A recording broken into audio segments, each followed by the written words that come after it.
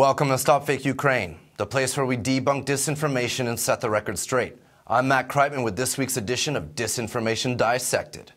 Among the fakes we examine this week, Ukrainian independence is a sham. Nothing has been achieved in 26 years. High-tech and innovation in Ukraine is finished. The health ministry is denying medication in Ukraine. And Ukrainian veterans who fought in the war in Donbas are not allowed entry to Poland. Let's get to the details. Pro-Kremlin media generally roll out an extra helping of fakes to mark Ukraine's Independence Day. This year, Russia's state news agency RIA Novosti decided to question the very essence of Ukrainian independence. In a very emotional editorial, a well-known reporter for RIA Novosti claimed that Ukraine's independence is an empty shell. The country has shot itself in the foot by choosing a pro-EU path. Life expectancy has fallen. Ukrainian children are taught to be rabid nationalists and hate all things Russian. And finally, that Ukraine is an American puppet with U.S. politicians calling the shots. StopFake has already debunked many of these claims about Ukraine's economy and its cooperation with the IMF, as well as other claims that Ukraine, once an industrial giant, is now a simple village. According to Ukraine's Ministry for Economic Development and Trade, the country's exports to the European Union are actually growing at a stable rate. In fact, data from the World Bank shows that also average Ukrainian life expectancy is increasing. Ukraine's Institute of Demography and Social Research reports that in 2015, there were 11 live births per 1,000 Ukrainians. The European average for 2015 was 10. As for hatred of all things not Ukrainian and nationalism, there is no such thing according to the official Ukrainian education plan. Regarding puppetry, it is unclear if U.S. Secretary of Defense James Mattis' presence during this week's Independence Day parade irked RIA Novosti. He was accompanied along with 8 other defense ministers from various countries that came to Kiev to march their military units with Ukrainian armed forces.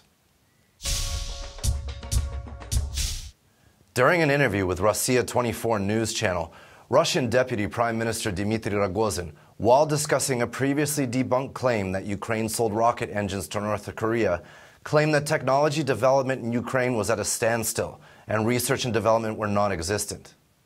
This language was vintage disinformation and could honestly use a post-Soviet update. Using phrases such as Ukrainian marionettes and fascist junta, he claimed that the CIA and other intelligence services were working openly in Ukraine. However, the reality is not as dire as disinformation would like its audience to believe.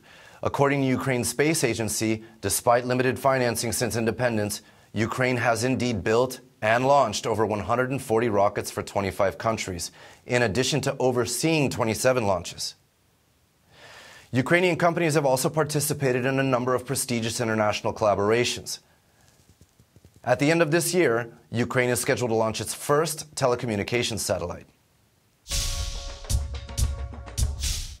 The official Russian Defense Ministry's television channel, Zvezda, recently published a story criticizing Ukraine's health ministry, specifically claiming that Ukraine is killing its citizens by depriving them of medical help, and accusing Health Minister Ulyana Suprun of incompetence in criticizing her reform platform.